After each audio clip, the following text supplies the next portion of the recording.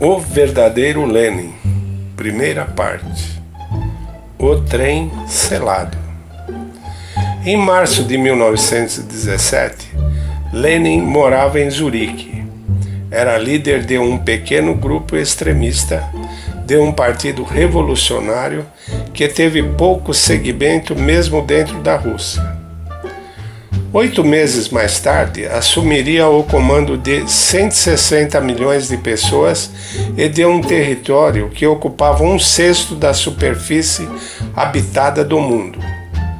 Como isso se deu? É fato de que, sem a ajuda do imperador alemão, Lenin nunca poderia ter conseguido realizar esse feito, o que descarta a teoria vulgarmente difundida de que Lenin chegou ao poder por meio das massas trabalhadoras. Se você se interessa por esse assunto, pela Revolução Russa e a vida do último imperador russo, já está disponível para venda o nosso livro 100 mitos da Revolução Russa. O livro traz todos os temas tratados em nossa página do Face e no YouTube. O link para vendas está na descrição do vídeo, ou basta clicar no card da tela. E agora, voltando ao nosso tema. Na verdade, Lenin era um agente do governo alemão. Ele nunca buscou os interesses das massas trabalhadoras, apenas servia aos propósitos capitalistas e imperialistas do Kaiser. A história de como o ouro alemão promoveria a Revolução de Outubro começou na cidade velha de Zurique, onde os revolucionários como Lenin tinham uma vida tranquila e sem novidades. Até que em 15 de março de 1917 foi surpreendido por uma inesperada notícia. Havia acontecido uma revolução na Rússia. Esse anúncio foi tão inesperado por Lenin que ficou chocado e permaneceu confuso em silêncio, perplexo, como sua esposa posteriormente descreveria no jornal Pravda. Lenin mantinha contato com os alemães por meio de von Bergen desde 1903. Era assim que se mantinha no exílio. Sua função era contrabandear literatura bolchevique para a Finlândia com a ajuda dos alemães. Em março de 1917, o principal contato alemão com Lenin e seu partido, que até então eram estabelecidos por parvos, ganhou uma dimensão muito maior. Demorou alguns dias para que a notícia da Revolução fosse analisada pelo alto comando alemão. Com a ajuda de parvos e do conde Ulrich von Bronsdorff-Rantzau, foi-se criado um plano político para tirar a Rússia da guerra. O objetivo alemão era criar o maior grau possível de caos na Rússia, lançando apoio alemão intensivo por trás do movimento revolucionário extremista, dirigido por Lenin. Enquanto isso, não haveria ataques alemães na frente oriental, pois isso poderia provocar um clima indesejável de patriotismo. Não haveria ofensivas pelo menos por 3 meses, momento em que os agentes bolcheviques, patrocinados pelos alemães, deveriam causar a desintegração moral da nação. Em 5 de abril, em conformidade com esta política, o Tesouro pagou mais de 5 milhões de marcos de ouro para fins políticos na Rússia, e essa era apenas uma fração do investimento previsto. Em 23 de março, o barão Gisbert von Robert recebeu um telegrama do representante alemão em Berne, que informava, de forma não oficial, que os principais revolucionários desejavam regressar à Rússia pela Alemanha. Por favor, envie instruções para a aplicação dos planos. Dentro de 3 dias, o Kaiser e seus generais aprovaram um projeto detalhado de como um trem selado seria disponibilizado para Lenin e seus correligionários. Esse trem sairia de Zurique e cruzaria a Alemanha sob escolta militar. Posteriormente, atravessaria a Suécia e a Finlândia, rumo a São Petersburgo. Podemos observar mais detalhadamente esse percurso no mapa? Além de seus tripulantes, o comboio transportava barras de ouro destinadas à propaganda revolucionária de Lenin. Em 26 de março, Homberg foi informado em Berne que seria disponibilizado um trem especial, que estaria sob escolta militar. Os alemães tinham muita pressa em executar o seu plano, estavam prestes a perder a guerra, com poucos recursos e grandes perdas militares. Para piorar a situação, no Capitólio em Washington, o presidente Woodrow Wilson pediria ao Congresso formalmente o status de país beligerante. Por isso, os revolucionários russos deveriam atravessar a Alemanha o mais rápido possível. Portanto, assim que recebeu os planos, Homberg telefonou para Paul Levy, um jornalista alemão que conhecia Lenin. Levy forneceu instruções a Lenin sobre o seu transporte até a Rússia. Os bolcheviques saíram de Zurique em 9 de abril de 1917. Ao chegarem à estação fronteiriça alemã Göttingen, foram transferidos para o chamado trem selado, que era acompanhado por 2 oficiais do Estado-Maior alemão, o capitão von Planitz e o tenente von Buring.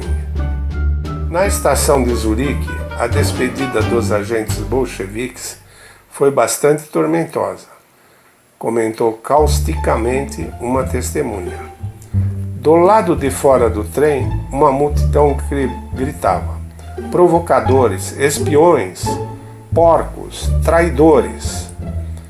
O Kaiser está pagando pela jornada. Eles vão te pendurar, espiões alemães. Um passageiro de um trem de Genebra gritou: traidor, é o que você é. Eu sei que você ganha 200 francos por mês no consulado alemão. Os manifestantes batiam no lado do vagão com bastões, gritando e assobiando o tempo todo.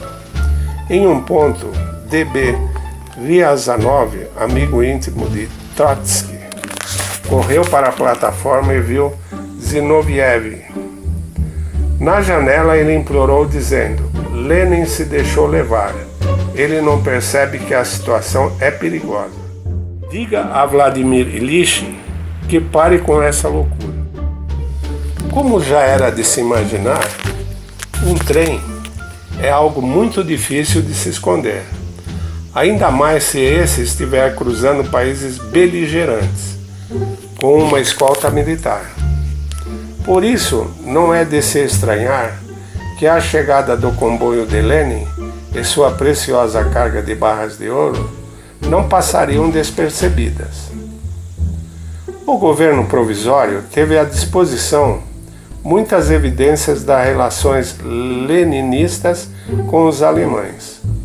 Em junho, o capitão da contra-espionagem francesa, Pierre Laurent, entregou às autoridades russas dezenas de cópias de telegramas entre Estocolmo e São Petersburgo, trocadas entre Henneck, Kozlovsky, Lenin e outros bolcheviques.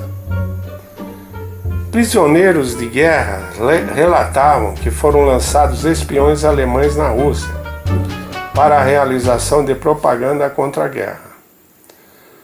Além disso, de acordo com 2 oficiais alemães, Lenin e seus partidários obtiveram dinheiro do Kaiser para a sua propaganda antimilitarista, ou seja, eles são agentes do governo alemão. Em Londres, a viagem de Lenin foi levada ao conhecimento de Arthur Balfour, o ministro das Relações Exteriores britânico.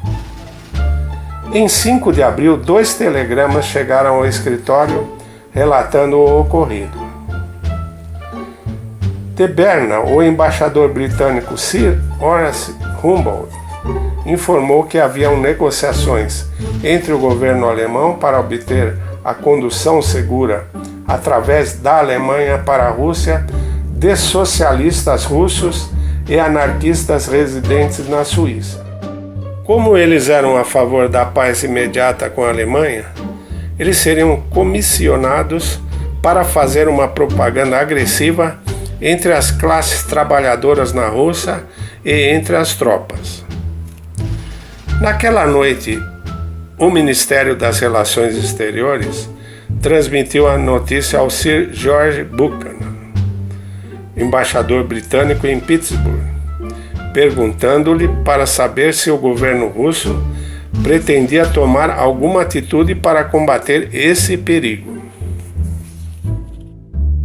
A passagem de Lenin pela Rússia também foi relatada pelo coronel B.V. Nikitin, nomeado chefe de contra-espionagem.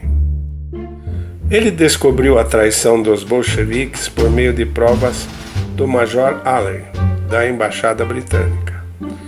O major trouxe a notícia de que Lenin e um grupo de 30 internacionalistas estavam viajando pela Alemanha em um trem a caminho da Rússia. Até forneceu-lhe uma lista com os passageiros. Nikitin convocou o general Leo Kornilov, comandante das tropas de Pittsburgh, e exigiu que ele impedisse a entrada de Lenin na fronteira. Kornilov, como todos os representantes do governo provisório, ignoraram o alerta. Além de não tomar nenhuma medida contra Lenin, o governo provisório adotou atitudes favoráveis a ele. Impediram a conclusão do inquérito sobre a traição de Lenin. Os grandes jornais foram proibidos pelo governo provisório de publicar documentos sobre a relação dos bolcheviques com a inteligência alemã. O único jornal que não obedeceu à ordem foi o tabloide Palavra Viva, que em 5 de julho publicou um artigo sobre a intriga dos bolcheviques. A benevolência com os bolcheviques não foi por apego à democracia, pois o governo provisório promoveu uma repressão impiedosa contra os monarquistas. Na verdade, o governo provisório estava em uma posição muito desconfortável ao acusar Lenin e os outros de espionagem e colaboração com as autoridades alemãs. Afinal, para os ministros do governo provisório, não foi fácil admitir que a Revolução de fevereiro de 1927, que os levou ao poder, foi igualmente desejável, do ponto de vista alemão. O fato de que os alemães interviram de várias maneiras na Revolução de Fevereiro poderia expor a causa sagrada da Revolução à difamação. E esse pensamento não era infundado. O casamento entre revolução e o dinheiro alemão eram antigas. O iniciador deste empreendimento grande e complexo era Parvus Geofante, que em março de 1915 apresentou um memorando ao governo alemão, com um plano detalhado para a organização dos movimentos revolucionários em várias partes do Império Russo. Para implementar essa ideia seria necessário, é claro, dinheiro. O plano foi aprovado e milhões de marcos fluíram para as organizações terroristas e separatistas. De março de 1915 a dezembro de 1917, Parvus desempenhou um importante papel de mediador na relação entre o governo alemão e os bolcheviques. Ao longo dos anos, Parvus tornou-se muito rico e respeitável. Tinha residência em Berlim, em Berna, em Estocolmo, em uma vila nos Alpes suíços. Tinha participação em 4 bancos, um escritório de importação e exportação em Copenhague, e participações em empresas de ferrovias e transportes empresarial. Um dos postos chaves do plano de Parvus estava concentrado em Lenin. O dinheiro alemão deveria ser investido em sua rede de experientes profissionais. Parvus viu-se como um deus criador, o poder detrás de um trono que Lenin iria ocupar. Em janeiro de 1916, 55 mil trabalhadores pararam de trabalhar em várias plantas em São Petersburgo. Com o êxito do projeto, os alemães investiram ainda mais recursos na Revolução. Sabe-se que cerca de 70 milhões de marcos alemães foram disponibilizados na campanha de Lenin. Em fevereiro de 1917, parte desses milhões foi distribuída pelas ruas. Cada manifestante ganhou 25 rublos. Em 25 de fevereiro, a greve atingiu 240 mil pessoas.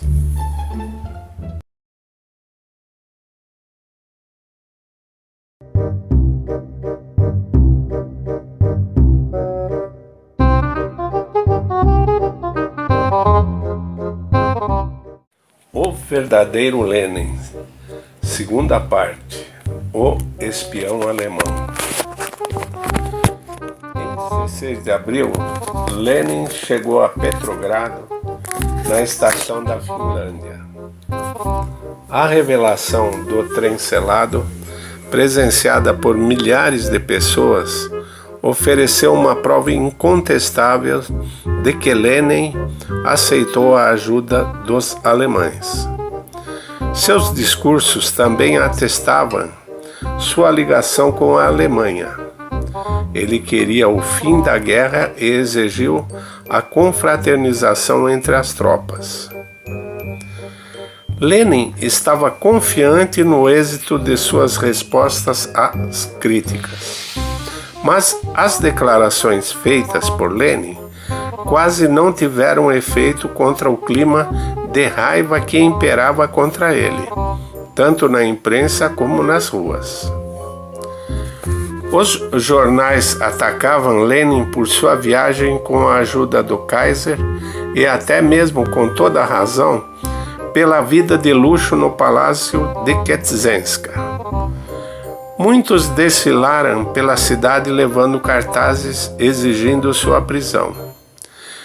Grandes multidões reunidas no parque de Alexandrovsk, gritando: "Abaixo a Lenin, volte para a Alemanha". Em vários regimentos, uma multidão exigia a sua prisão. Os estudantes do ensino médio em Pittsburgh montaram suas próprias críticas amargas. A comissão executiva dos soldados do Soviete de Moscou redigiu uma resolução pedindo providências contra Lenin e sua propaganda. Frases como detenção de Lenin e abaixo aos bolcheviques foram ouvidas em cada esquina da rua. Mesmo os marinheiros, os elementos mais revolucionários da Rússia, viraram-se contra Lenin. Os integrantes da Guarda de Honra Naval ficaram consternados em saber sobre sua jornada pela Alemanha e emitiram uma declaração pública. Tendo descoberto que o camarada Lenin voltou para nós, na Rússia, com o consentimento de Sua Majestade, o Imperador Alemão e Rei da Prússia, expressamos nosso profundo arrependimento por nossa participação em suas boas-vindas a Petersburgo. Dia a dia após o retorno de Lenin, a reação à sua campanha se tornou mais violenta e extremista. Segundo um contemporâneo, nenhum bolchevique pode entrar no quartel sem o risco de prisão ou mesmo morte. Soldados que eram membros do partido foram espancados pelos camaradas. Lenin tentou conter a onda de hostilidade no exército ao abordar a guerra com os soldados nas seções dos sovietes. Mas naquela altura, sua ação teve pouco impacto. Vá e leve suas ideias para a Alemanha, protestavam os soldados. Mesmo os anarquistas rejeitaram firmemente a associação com Lenin, declarando-o completamente estranho à atual formação do anarquismo. Os discursos demagógicos são inaceitáveis para nós. Os anarquistas condenam a jornada de Lenin através da Alemanha. Por causa do perigo óbvio, Lenin recebeu guarda-costas, além de um motorista armado. Seu carro tinha uma escolta de 13 trabalhadores que levavam rifles. O anúncio de que Lenin faria um discurso no quartel foi recebido por gritos irritados da multidão. Quando Lenin terminou, a massa subiu em direção ao palanque. Lenin foi agarrado pelos soldados e enxotado para fora do campo. As tropas perseguiam seu carro, gritando e correndo, enquanto o motorista aumentava a velocidade. No dia 30 de abril, 2 semanas após a chegada de Lenin na Rússia, surgiu o clímax da campanha anti-leninista.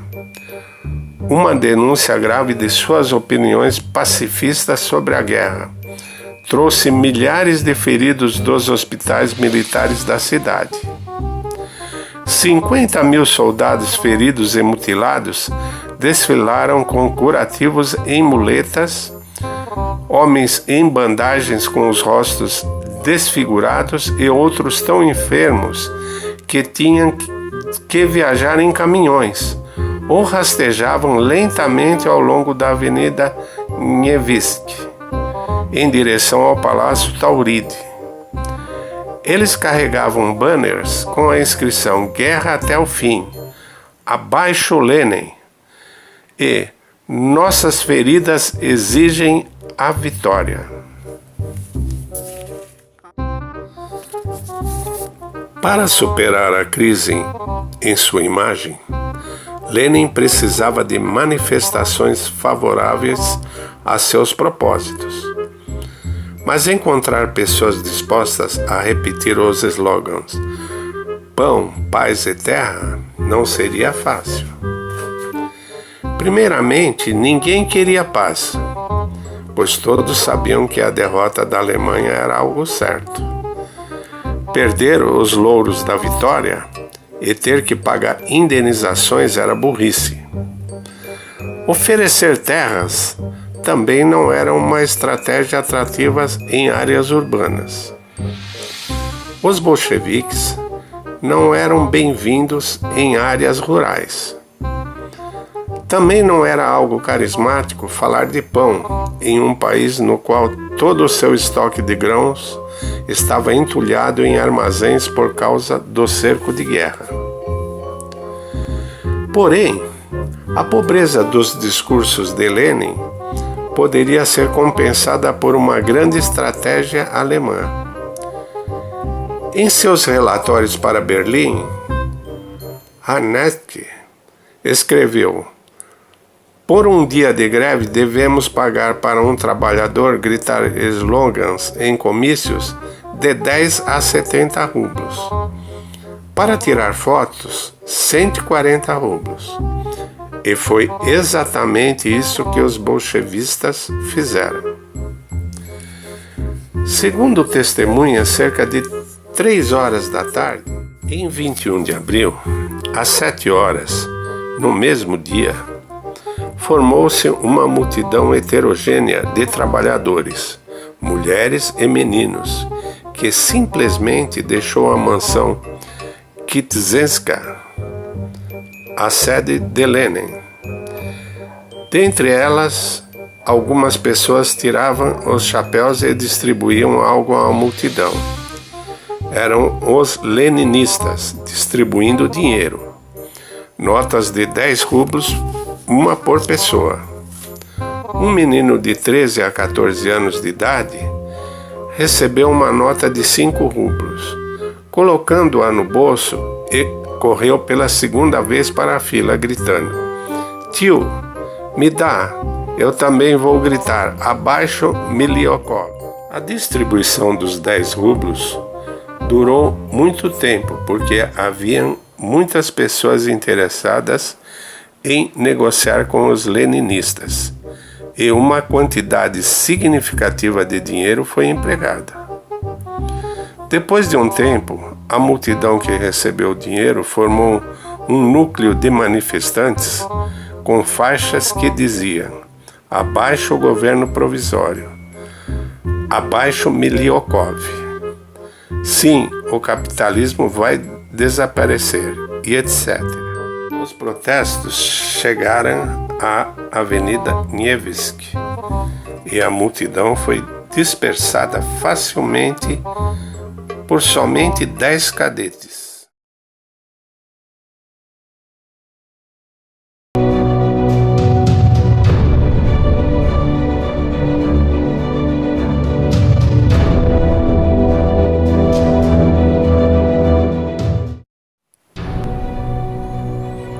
O verdadeiro Lenin.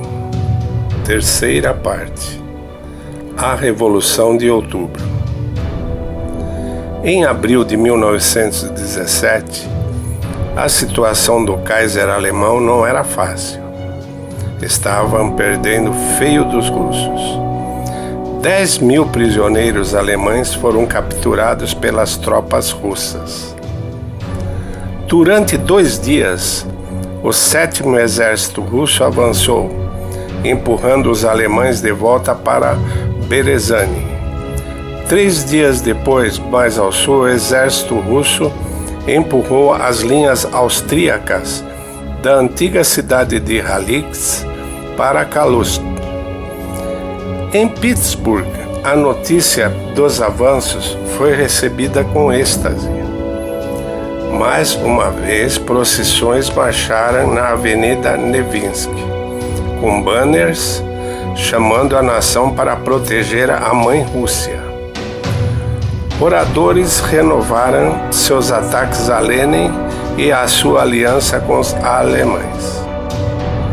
Para piorar a situação dos alemães, os Estados Unidos entrariam na guerra. E os americanos tinham 2.800.000 soldados em setembro. Até o final da guerra, teria 4 milhões de homens. O surgimento dos milhões de soldados extra não deixaria nenhuma chance aos alemães. A única salvação do Kaiser estava em seus espiões bolcheviques, que prometiam destruir e pilhar a Rússia. e Berlim precisava da derrota e retirada rápida da Rússia da guerra. Isso pouparia as tropas, pois o Kaiser poderia transferir todo o exército para a frente ocidental. A pressa dos alemães e bolcheviques deu origem às novas ideias expressas nas Teses de Abril, criadas por Lenin e publicadas em 20 de abril no Pravda. Segundo a mitologia soviética, a introdução das Teses de Abril era considerada razoável e decorrente do marxismo, mas na época causou espanto. Na sede do partido foi tratada com hostilidade. Nenhuma organização ou pessoa queria assiná-la. Lenin tinha apresentado as suas ideias em esplêndido isolamento. Ele afirmava que a revolução deveria ser aprofundada e havia necessidade de uma ditadura do proletariado. No entanto, seu radicalismo político não agradava. O país ainda estava se recuperando de uma revolução. Seria dramático e desnecessário recorrer a outra. Mesmo o comitê bolchevista rejeitou as Teses de Abril por 13 votos a 2. Mas a rejeição gerada pelas Teses de Abril não significava sua derrota. Com o dinheiro da Alemanha, Lenin foi capaz de se mover em direção à sua meta como um ariete. Em pouco tempo, Lenin aliciou boa parte do exército e dos políticos. O ouro alemão trouxe muitos amigos e tornou simples a tarefa de conquistar um país. A grande Revolução de Outubro não foi tão grande assim. Assim como no golpe de fevereiro, todas as tropas foram retiradas da capital.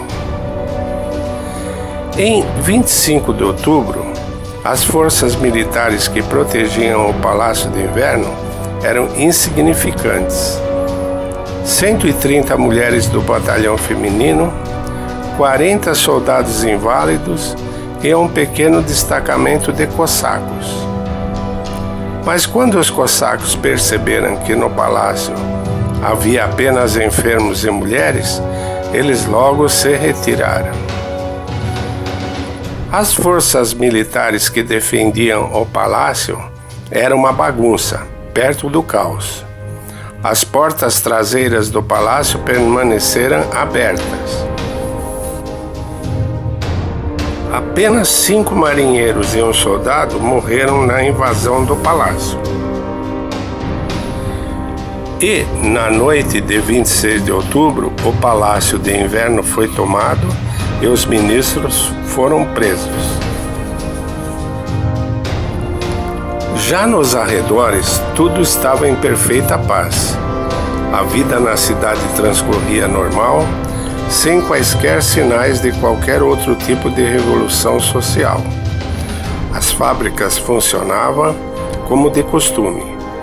A grande maioria dos soldados permanecia em seus quartéis, e nas escolas as aulas eram regulares. Todas as lojas estavam abertas, os bondes funcionavam e, como sempre, cinemas e teatros realizavam as suas apresentações. Apenas ocasionalmente nas ruas, atraindo olhares curiosos do público, chegavam caminhões com soldados bolcheviques.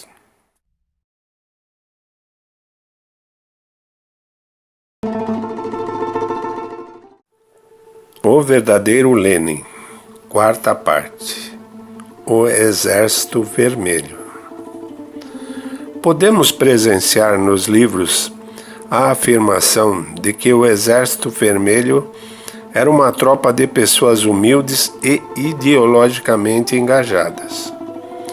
Um exército de camponeses e operários que lutavam contra os abusos da burguesia. Essa afirmação está bem longe de ser verdade. O Exército Vermelho foi organizado e criado por Leon Trotsky.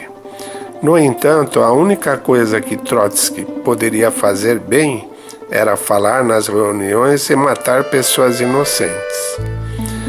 Todos os outros talentos de Trotsky são, em grande medida, fruto da criação de mitos e da imaginação de seus admiradores.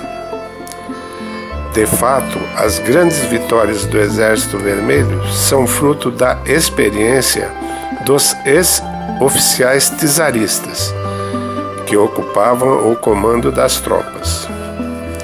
Em 1918, 3/4, ou seja, 76% dos oficiais do Exército Vermelho vieram do Exército Imperial e os cargos de liderança eram compostos quase que exclusivamente por ex-oficiais. Em 1920, as principais fontes de recrutamento do Exército Vermelho eram suboficiais do antigo Exército. Quanto aos operários e camponeses, por causa de políticas como a do comunismo de guerra e do monopólio de cereais, tornaram-se inimigos dos bolcheviques. Também não gostavam da Guarda Vermelha, pois eram eles que requisitavam as colheitas e reprimiam as greves. Como podemos ver no gráfico na tela, os soldados russos também não gostavam de causar sofrimento aos seus conterrâneos. Por isso havia muitos casos de deserção entre os vermelhos. A deserção era em média 20% em algumas regiões, chegando até 90%. Somente nas florestas das províncias centrais percorriam 250 mil desertores armados, que se revoltaram ao serem forçados a torturar e roubar seu próprio povo. Uma brigada de infantaria composta por camponeses de Tula juntaram-se com os rebeldes, fundando a República Popular, sem comunistas, tiroteios e roubos. Em julho de 1920, parte do comandado do Exército Vermelho levantou uma rebelião contra o próprio governo. Como os russos tinham grande resistência em oprimir seu próprio povo, a solução para acabar com as revoltas e as greves foi o Exército Internacionalista, composto por tropas de mercenários estrangeiros. Mas quem são esses internacionalistas valentes que a ferro e fogo marcharam pelas províncias do interior da Rússia, onde nem mesmo os tártaros invasores puseram os pés em tantas cinzas no rico celeiro que era a Rússia?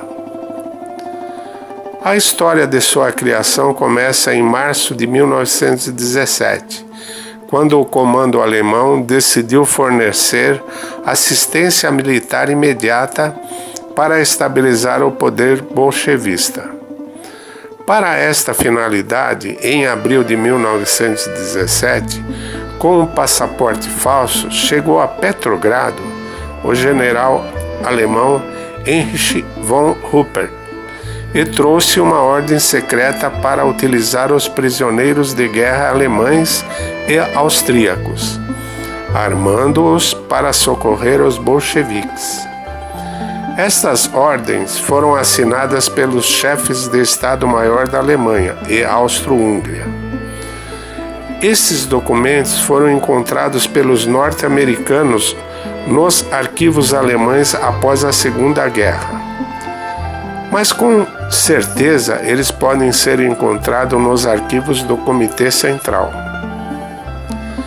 Como os alemães se sentiam desconfortáveis com os fuzis russos e outras armas, um navio bolchevique foi para a Alemanha, onde foram entregues 12 mil rifles e milhões de cartuchos de munição alemã. Além de rifles, foram trazidos também 2.000 marinheiros alemães. Em 29 de outubro, Lenin decidiu realizar um desfile de batalhões alemães. De acordo com o plano do líder do proletariado mundial, os internacionalistas tiveram que passar por uma cerimônia militar para tomar consciência que estavam sob o comando de Lenin. Na ocasião, os prisioneiros de guerra gritavam em uma só voz: "Viva o mundo da revolução!"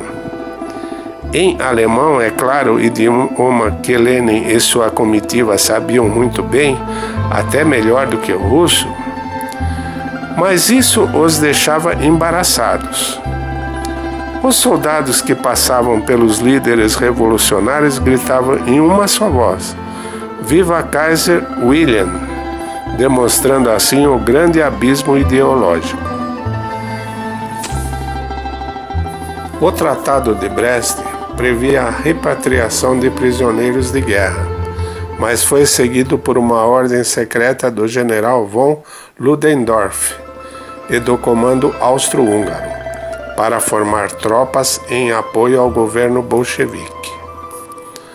Os membros da missão alemã de armistício, o general Hoffmann e o coronel Ruppert, visitaram vários campos de prisioneiros de guerra, explicando-lhes a tarefa. A oportunidade de servir a pátria e saquear em solo estrangeiro tem inspirado muitos. Os líderes bolcheviques que sofriam com o colapso total de outras estruturas militares entusiasmaram-se com a ideia de receber um exército bem treinado e organizado, mais de 300.000 pessoas. Por isso, ninguém poderia fazer qualquer coisa para contrariar esta força militar. As chamadas forças internacionais têm se revelado muito confiáveis. Realizavam prisões em massa nas cidades, supressão de revoltas de camponeses e greve de trabalhadores. Eles formavam as famosas forças especiais, destacamentos para conter deserções do Exército Vermelho e motins da polícia secreta.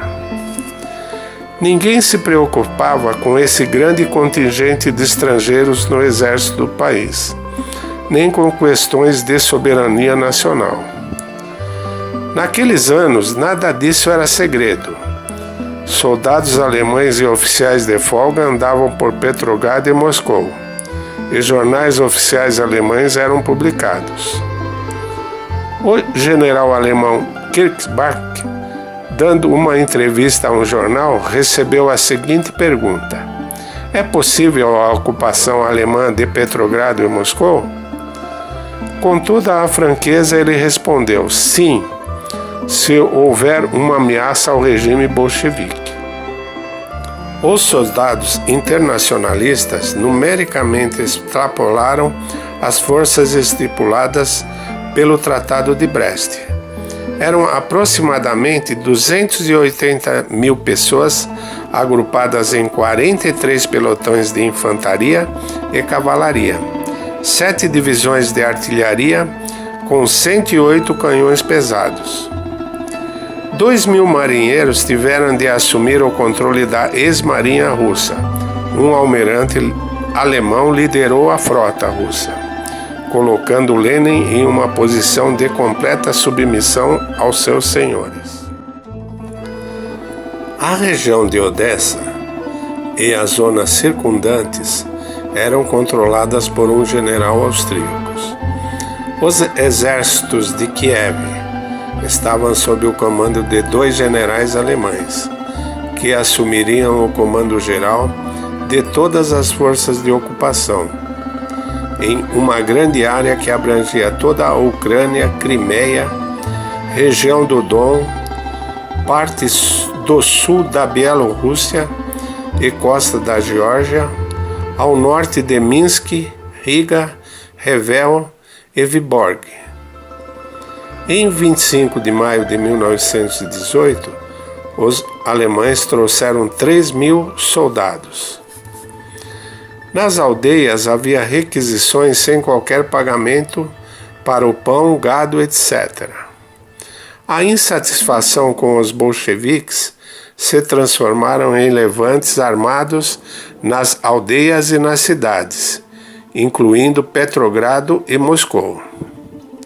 Essas insurreições foram reprimidas não tanto pelos bolcheviques russos, mas principalmente pela força estrangeira. Os fuzileiros vermelhos da Letônia, os internacionalistas húngaros e austríacos e os mercenários chineses. Sob um cordão de proteção das baionetas alemães, foi dada a Lenin a liberdade de ações nos territórios insurgentes.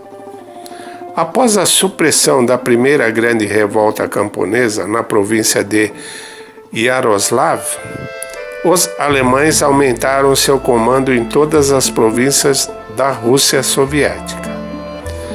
A guerra continuou a assolar a Rússia, ditando suas táticas de requisição.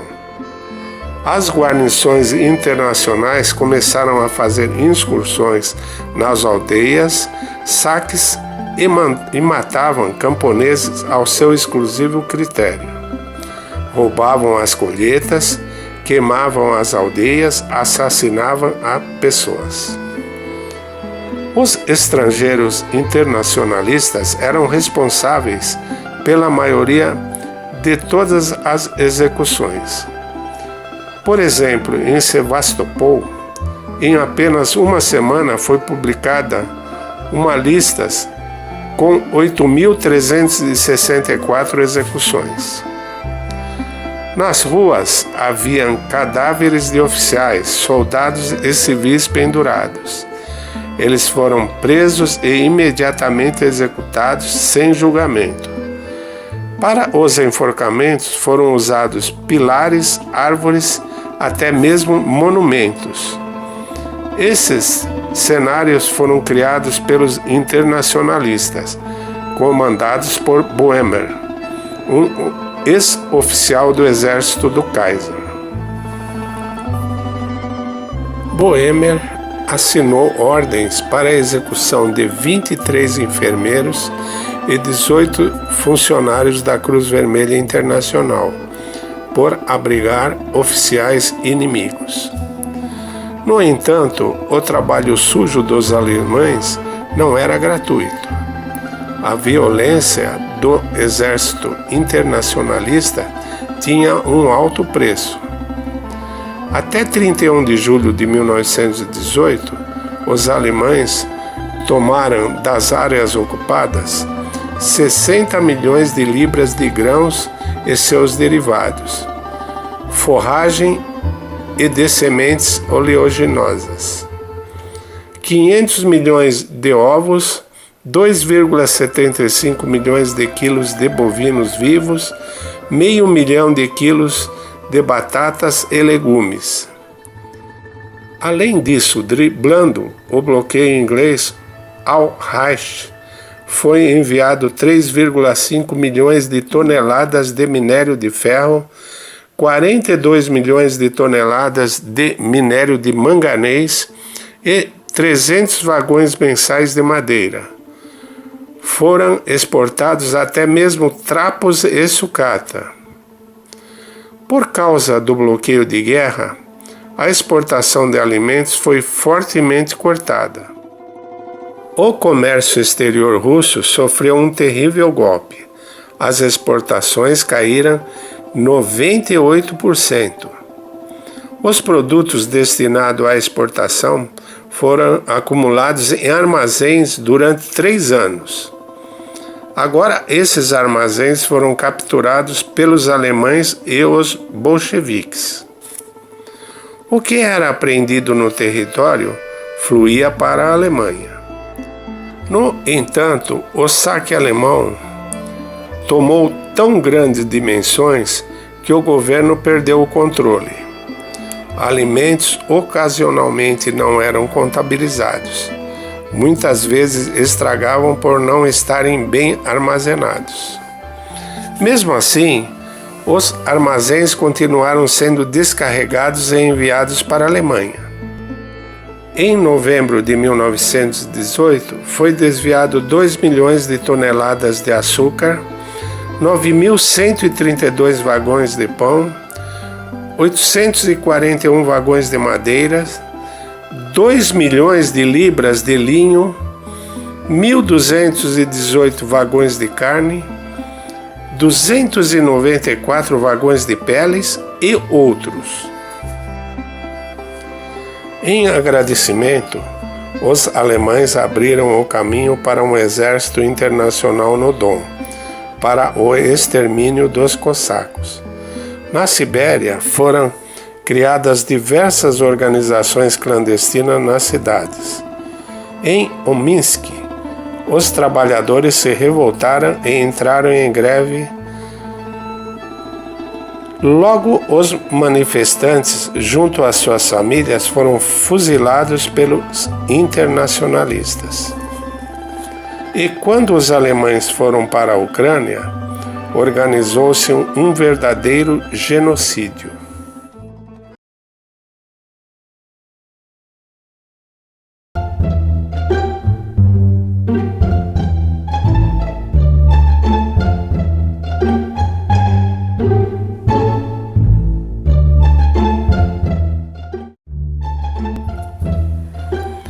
O verdadeiro Lenin, quinta parte. Nação saqueada. Durante as 2 primeiras décadas, após a Revolução Comunista, a Rússia foi impiedosamente saqueada. Mas esse roubo não foi algo caótico, como mostram os filmes sobre a Revolução Russa. Nunca houve uma turba enraivecida que destruía o luxuoso palácio dos czares. O povo nunca participou dos roubos. Eram apenas mais uma vítima deles. A pilhagem na Rússia foi algo organizado e sistemático. Apenas a elite bolchevique, banqueiros e empresários internacionais poderiam participar. Durante o assalto ao Palácio de Inverno pelos bolcheviques, na noite entre 25 e 26 de outubro de 1917, nada foi roubado. Isto é o que relatou o jornalista norte-americano John Reed, que presenciou o exato momento da invasão. Além disso, vários aposentos do palácio foram fotografados como prova de que nada foi avariado. John Reed diz que após os bolcheviques chegarem ao Palácio de Inverno, todas as entradas foram bloqueadas pela guarda. A partir daquele momento, todos os bens do país estavam nas mãos de uma pequena elite revolucionária. Mesmo os 200 anos de invasão mongol não teria qualquer comparação com o que aconteceu na Rússia após 7 anos de governo de Lenin. A esmagadora maioria dos intelectuais russos desapareceu, morreu ou fugiu do terror no país. Muitos milhões de pessoas abandonaram suas casas destruídas pelo caos. A guerra e a fome foram espalhadas por todo o país. O proletariado pré-revolucionário foi completamente destruído. Os líderes agrários foram mortos ou fugiram. A economia entrou em colapso. A mais poderosa frota fluvial do mundo foi perdida. O orgulho russo, suas ferrovias foram destruídas. As igrejas demolidas elevaram-se entre suas cinzas como um monumento a uma civilização perdida. A Rússia tornou-se um campo coberto de ossos. Tudo foi saqueado e pilhado. Todos tinham seus bolsos revirados, vivos e mortos. A grande farsa da Revolução Mundial foi praticamente concluída. Não há números que poderiam, de alguma forma, trazer o resultado financeiro deste evento. Todo o tesouro nacional de um enorme e rico país chamado Rússia foi transformado em lingotes. E os bolcheviques não tardariam em dilapidar a maior reserva de ouro do mundo. Como podemos ver na imagem na tela, a Rússia imperial não só tinha a maior reserva de ouro do mundo, mas também foi a maior da história do país desde a morte do império até os dias atuais. Todo esse ouro, junto a outros recursos naturais, foram entregues de mãos beijadas aos estrangeiros. Primeiramente, os bolcheviques usaram esses recursos para pagar seus débitos com os alemães, que patrocinaram a Revolução de Outubro e forneceram soldados aos bolcheviques. Só para isso foram fornecidas 345 toneladas de ouro puro, sem contar milhares de toneladas de alimentos e minérios. Os bolchevistas também foram obrigados a comprar a condescendência e cumplicidade dos países da Entente, pois Lenin não teria condições de lutar com 3 nações. Assim, em dezembro de 1922, a NEP transformou a Revolução Mundial em um enorme mercado de pulgas. Mas os velhos bolcheviques não protestaram contra isso. Agora estavam atolados em luxo, estavam interessados nos títulos imobiliários e de ações nos países capitalistas. O grande saque comunista inundou os mercados mundiais de ouro, chegando a provocar uma forte queda nos preços do metal. O partido bolchevique tomou decisões nefastas e agora poderia ser chamado de o Partido do Diabo Amarelo, como afirmava o jornal inglês The Guardian, em março de 1923. O jornal Time escreveu: os socialistas de esquerda compraram 2 prédios de 6 andares no centro de Londres, em um leilão, pelo preço de 6 milhões de libras. Gastaram 4 milhões de libras para a instalação de um grandioso monumento para Karl Marx em seu lugar de sepultamento. Dizem que os bolcheviques em Moscou, para gastar tanto dinheiro, confiscaram ostensivamente a igreja. Apenas agora estamos começando a entender por que um país rico como a Rússia foi destruído. Só para os Estados Unidos foram enviados em um navio 216 caixas de ouro. Além disso, a Rússia possuía praticamente todos os tipos de minerais.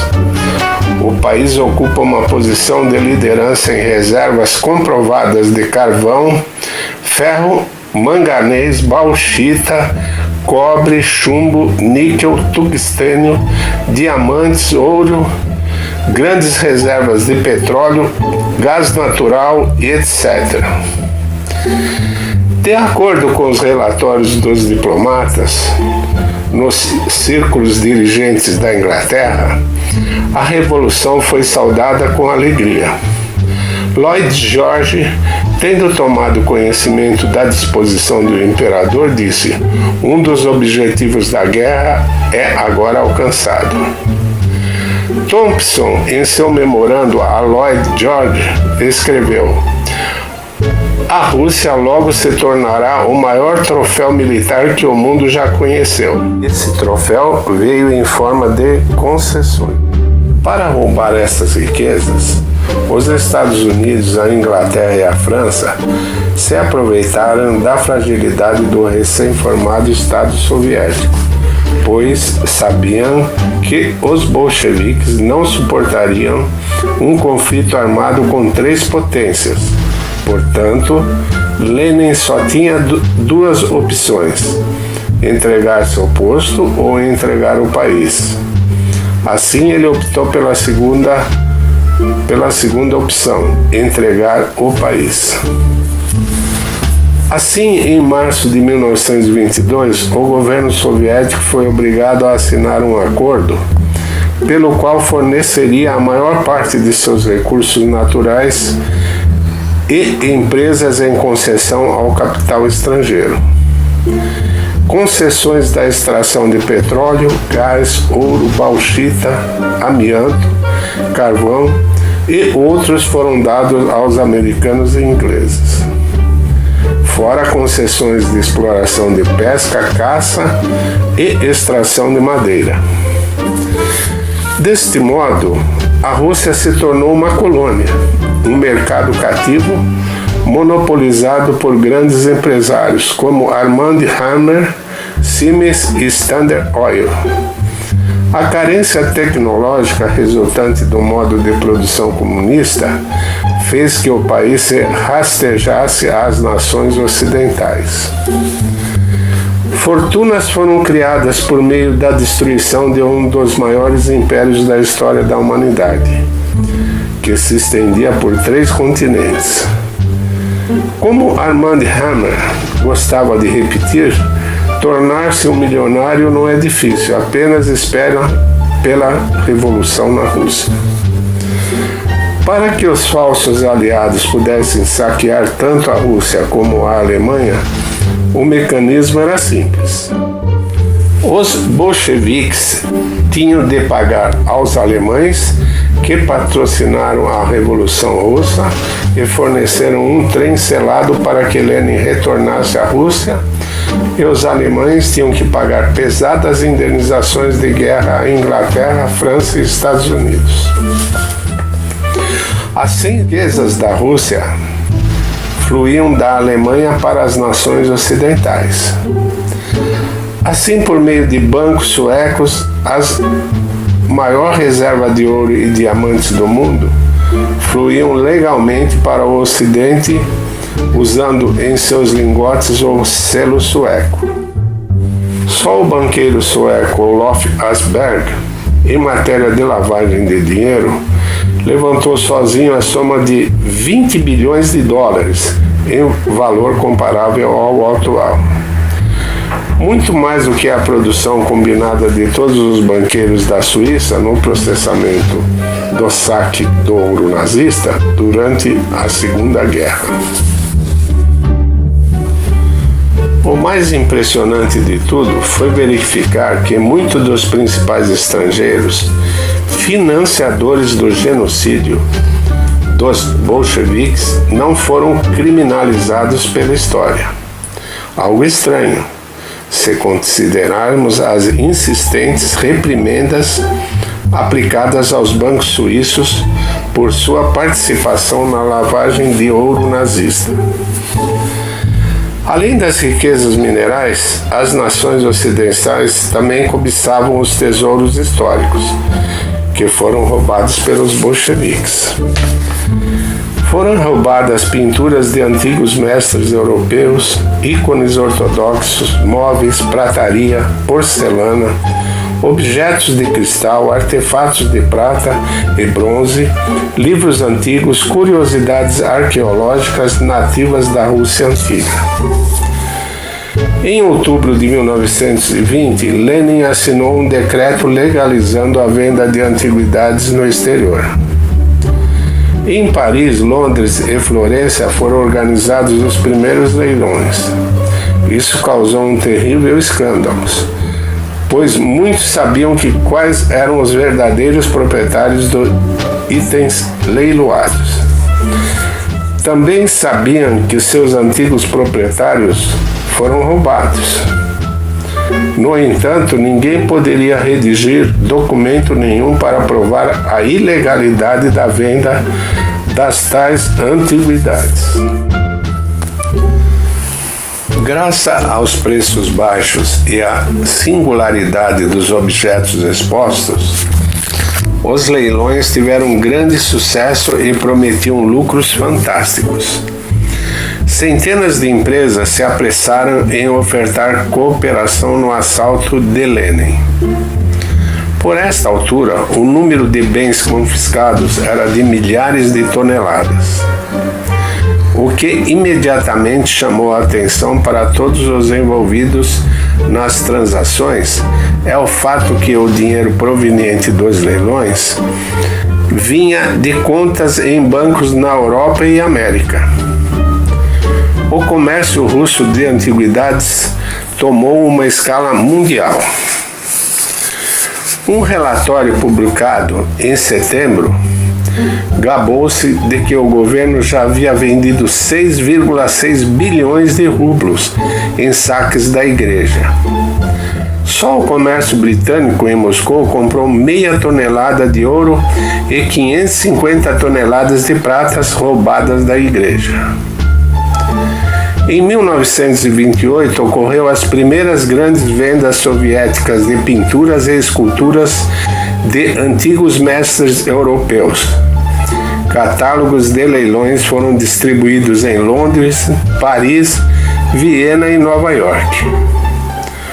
O primeiro grande leilão de mestres antigos incluía 450 pinturas de artistas italianos, holandeses e franceses das escolas do século XV e XVIII. Embora as vendas trouxessem ações judiciais por imigrantes russos em Berlim, a importância do leilão foi grande.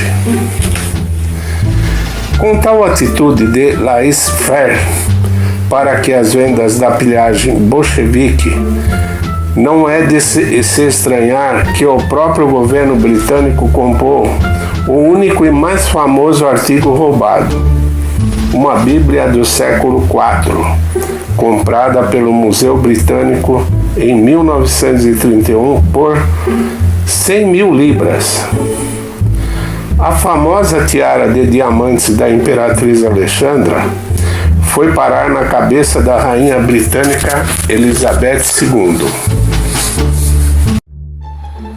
Também não podemos esquecer que até o patrimônio do proletariado foi concedido a grandes capitalistas estrangeiros. A Putilov, que havia sido a maior e mais famosa empresa czarista e também considerada uma das maiores fábricas da Europa, foi cedida à Ford Motor Company.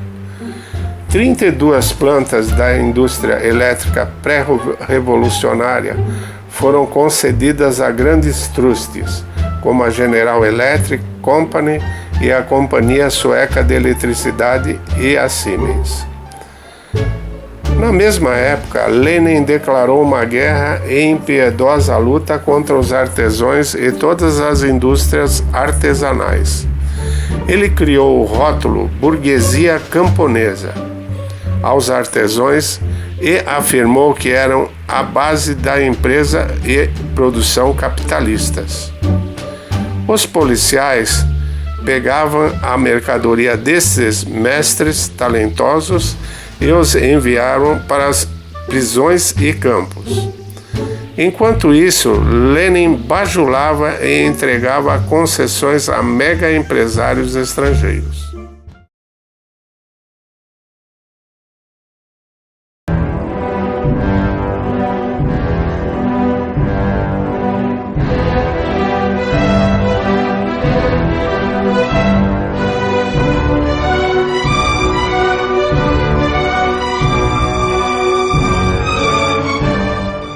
O verdadeiro Lenin, sexta parte. Mito da Revolução Deturpada. Uma das desculpas mais usadas pelos socialistas para justificar os crimes da Revolução Russa é a de que Lenin era bonzinho e foi o Stalin que deturpou a Revolução, que Lenin era filântropo, que só queria ver todos felizes, até que Stalin, malvadão, colocou tudo a perder com sua loucura. Essa desculpa está bem longe da verdade, pois em matéria de crueldade, Lenin não perdia em nada para Stalin. De 1917 a 1923, período relativo ao governo de Lenin, cerca de 2 milhões de pessoas morreram vítimas do terror vermelho, sem contar os que morreram de fome, etc. Esse número de mortos é maior do que a população de Curitiba. Segundo Robert Conquest, um total de 140 mil pessoas foram executadas por sentenças de tribunais revolucionários de 1917 a 1922.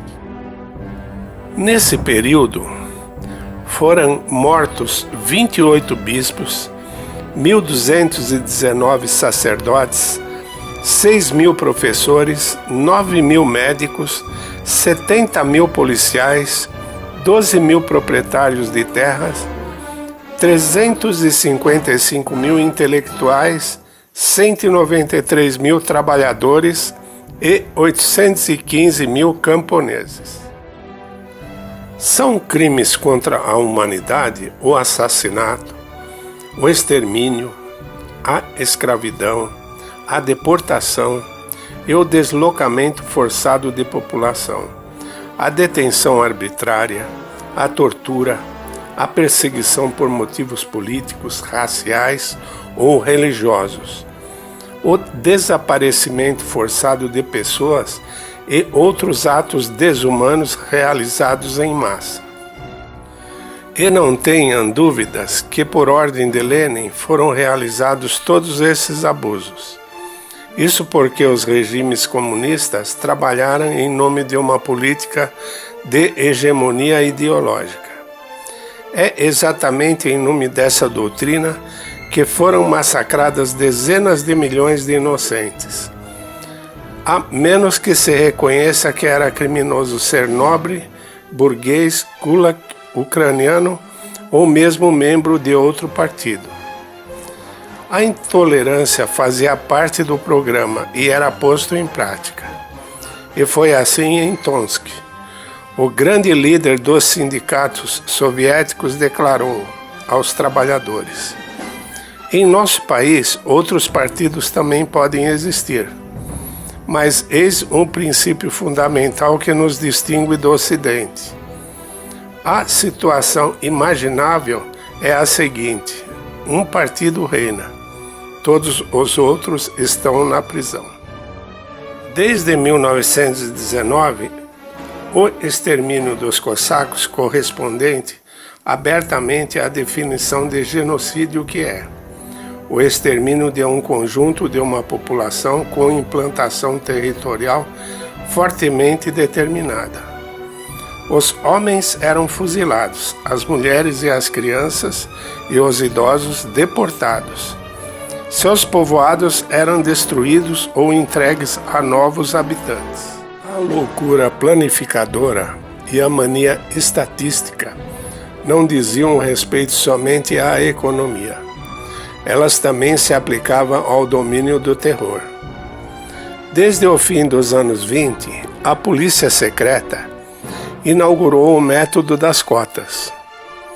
Cada região e cada distrito deveriam deter, deportar ou fuzilar determinada porcentagem de pessoas das camadas sociais inimigas. Essas porcentagens eram definidas centralmente pela direção do partido. Desde 1920 surgiram métodos estatísticos e mesmo sociológicos para o genocídio. As vítimas são selecionadas segundo critérios minuciosos, estabelecidos com a ajuda de questionários aos quais ninguém poderia deixar de responder. O número de pessoas internadas nos campos de trabalho ou de concentração teve um aumento constante no decorrer dos anos 1919 a 1921, passando de aproximadamente 16 mil em maio de 1919 a mais de 60 mil em setembro de 1921. Esses cálculos não levam em conta o número de campos instalados nas regiões rebeladas contra o poder soviético, Assim, por exemplo, na província de Tambov, contavam-se no verão de 1921 pelo menos 50 mil prisioneiros e membros das famílias dos insurgentes tomados como reféns, elevando aos 7 campos de concentração abertos pelas autoridades encarregadas da repressão ao levante camponês. Outro sistema muito utilizado para acabar com as dissidências era a arma da fome. O regime controlava a totalidade do estoque de comida disponível e, por um sistema de racionamento, por vezes bastante sofisticado, eram distribuídos alimentos segundo os méritos e do demérito de uns e de outros. Este procedimento pode mesmo provocar gigantescas situações de indigência. Lembremos-nos de que no período posterior a 1918, somente os países comunistas sofreram essa grande fome, que levou à morte centenas de milhares, ou quem sabe até de milhões de pessoas. O governo era o único encarregado de distribuir os alimentos, mas não tinha estrutura para isso. A desorganização da máquina estatal gerou o caos. Os departamentos de alimentação e transporte não davam conta das demandas da população. Em 1920, o governo recebeu grande número de denúncias a respeito de desordens nos armazéns de grãos, que estragavam diante de seus olhos. Em janeiro de 1920, em Tambov, no caso do pão apreendido, não menos de 1 milhão de libras está condenado a queimar. Na estrada de ferro de Ryazan-Ural, na linha ferroviária ao ar livre na neve, apodreceram centenas de milhares de quilos de trigo. São conhecidos 42 relatórios que citam tais perdas colossais de estoques de alimentos. Foi criado um congestionamento na distribuição de recursos, o que gerou a corrupção por parte dos funcionários públicos. Com efeito, no período em análise, o Estado fez de tudo para garantir a transferência de bens do produtor ao consumidor, sem intermediários, mercados e bazares. Mas, por causa da desordem estatal, a falta de bens de consumo chegou a limites extremos. Em algumas áreas, as pessoas usavam camisas feitas de sacos usados.